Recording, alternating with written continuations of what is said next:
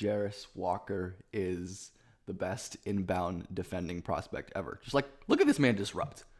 Like, it is impossible to get inbounds over him with his length and explosion and size. He makes it so hard for players to inbound the ball against him, and then he caps his possession off with the beautiful steal. But this is not what we're talking about. I just wanted to show this because I think it's fun. And I think I accidentally included this clip twice, but it's okay. It happens. We're going to talk about Jarace's offense because I think it's pretty well agreed that Walker is a pretty high-level defensive prospect. That's what I believe. I think that's what most people think. He definitely has his weaknesses on that end, but he's really, really good.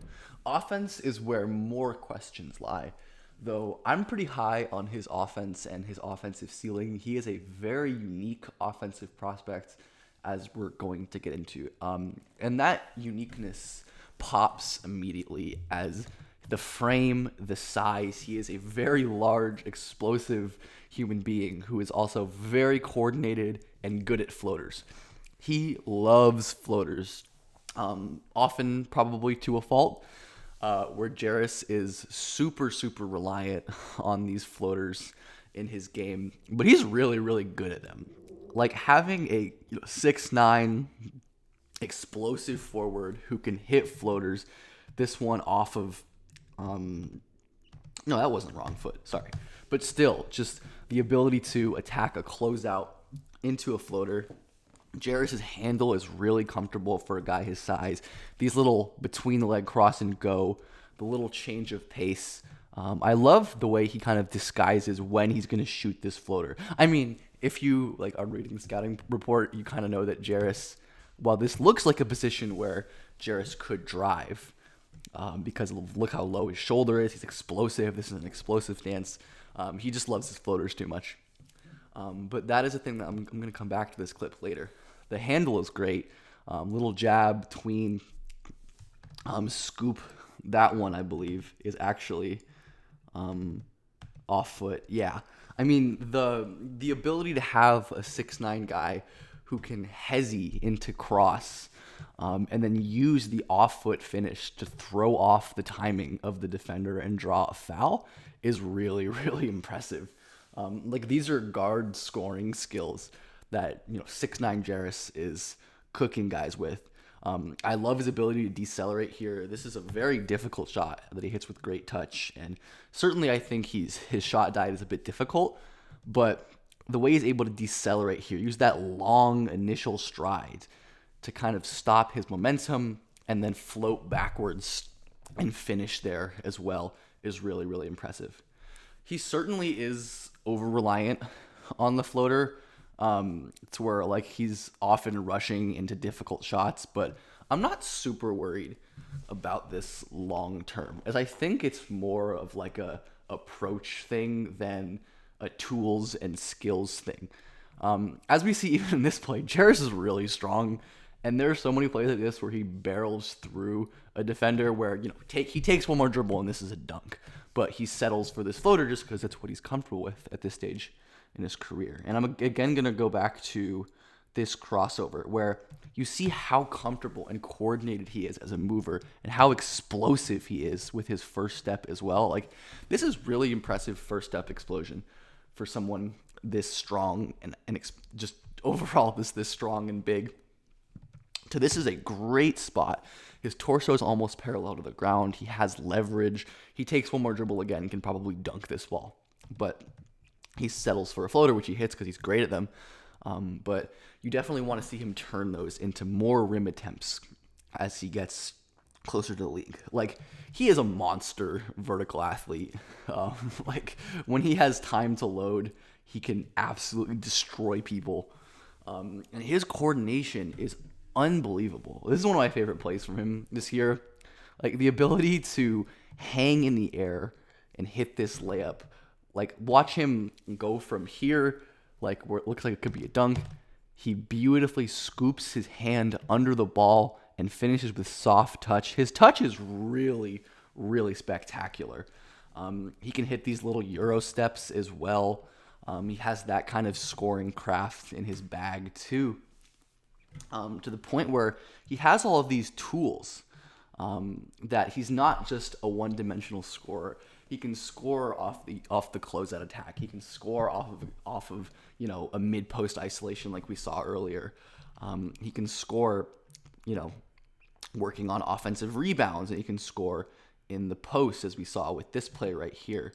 And as we get into the next play, nope, one more. As we get into these next plays, like, he is very comfortable operating outside of the post. And again, I think he's too floater happy here.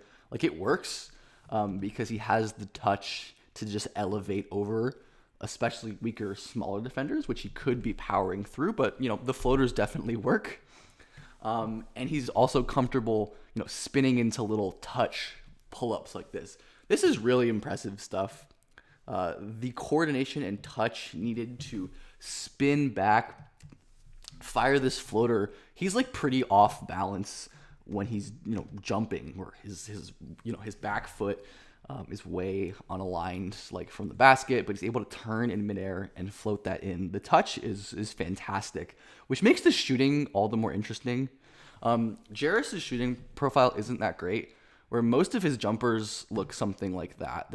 He's mostly a catch and shoot 3-point guy at this point, which is fine. It's not the best sign for his 3-point projection, just because of how important shot versatility is. He's a pretty good pull-up mid-range shooter, and as we talked about, the little short jumper floaters, that's a big part of his kit right now as well. But we see what happens when guys like this can't shoot, and we already see what happens when teams aren't willing to guard Jarace as a shooter, where it's a lot more difficult to generate offense when teams don't guard you as a shooter. This defender can kind of back off, back up, and Jarace doesn't have an avenue here, and he turns the ball over. He is a very interesting player profile-wise, as we've kind of talked about, where the shooting projection isn't great. He's taking under 5 threes per 100. As we kind of talked about, it's mostly catch and shoot. He's an okay free throw shooter. But the touch is great. The mid-range scoring versatility is great. He dunks a ton and never gets to the line. He's kind of in a weird group of players that are 6'9"-ish and above, 6'7"-ish and above, and have low free throw rates, just to kind of indicate the ability to be physical and get to the rim. And it's an interesting group, but I think there's optimism and reason for him to assume he can improve his ability to use his athleticism, because there are guys who have done that on this list. Mikhail has improved as a scorer. Harrison Barnes has improved a lot as a scorer in the league as well. Chris Middleton as well. And if you look at Jarace has 17-ish dunks this year and is on pace, if he plays like a 32, 33 game season, to hit about 30, which is a nice round number. And there are very few guys, assuming he sustains his pretty low free throw rate, that have done this, like, a lot of dunks, not a lot of free throws. Bridges, again, ridiculous, bad guy, ridiculous college athlete who didn't apply his tools and learn how to do it in the NBA, more of an off-ball role. I think Jordan Bell is kind of interesting as another, like, at the time, very, like, draft Twittery guy who had crazy hops, really good instincts, but just never really put it together. But Bell was much more of, like, an off-ball dunker. Like, the extent of his creation were, like, little short post-up drives. I do think Siakam is an interesting kind of point to look at. I did a Siakam video a while back on his interesting path to creation. And I think there are a lot of parallels with Jarace, as we'll see. Siakam loved these little short mid-range pull-ups as well. He also had an underwhelming three-point shooting profile. Also shot under 5 threes per 100, just like Jarace. Wasn't a great free throw shooter, didn't take different kinds of threes, but had this amazing touch and used his handle and his coordination to kind of work in the mid-range and get those tough shots. Even though I think Pascal was a more advanced, like, long mid-range shooter. Harrison Barnes is another player who was a really, really ridiculous athlete. That play is crazy, but just didn't really know how to apply it at the time, but learned obviously later in his career and didn't become a star or anything, but became a very, very efficient and versatile scorer at his his highest moments. But I think part of what sets Jarace apart from a lot of these guys, like the Bridgeses, Even we saw names like Devin Vassell on there, like Chris Middleton, even like Siakam at some point, was that Jarace is a really, really great passer in a way that most of these players are not. His processing speed obviously shines on defense, but it shines on offense as well. Jarace reads the floor really, really fast in live ball situations, to where he sees situations on the short roll, such a common NBA action where you have an advantage situation where the defense is scrambling and the help is rotating, has to make a choice, as does Jarace here, and he makes a great choice passing to his man who can't finish the layup as well. This clip I'm going to skip because I meant to show it later. Jarace reads the floor so quickly in these situations where he has a live dribble, which is really impressive. You see a lot of college bigs, college players in general, who can read the floor and see doubles when they're kind of stationary in the post, but Jarace can take a dribble and notice that this corner is open and make a quick decision to get his teammate a wide open three. This is something he does very often, and it is deadly, especially when he's like in the middle of the zone and he's getting the ball out of his hands immediately all of the time. Even if it's not always resulting in points for his team, it's easy to see that Jarace is reading the floor quickly. He has an understanding of what is around him. His spatial awareness is great. He knows that the help is sinking down and there are two defenders on him and that the weak side is going to be wide open. The pass isn't perfect, but I'm just happy to see him make that decision so quickly because of how good of an indicator that is for passing growth. He's had a little bit of on-ball passing stuff. This was probably one of my favorite plays of his this year, running a little pick and roll and hitting a pass over top. I love him using the jump pass to get the ball over the defender. And he's comfortable on these little short, like mid-post drives or corner attacks, laying it down to his teammates. Again, even if these aren't resulting in points, it is impressive to see Jarace with the ability to make these passes. And even though passes like this don't work, I like Jarace's willingness to try more difficult passes. Like this in-air adjust lay down to his teammate, where Jarace makes a decision to jump and potentially score, but notices that this defender is in great contesting position and tries to wrap it around with a creative delivery to his teammate here. It ultimately isn't successful, but I view that as a positive play, as an indicator of a playmaker who's willing to read the floor while he has the ball and has a good awareness of what the best play potentially is. Jarace is really interesting.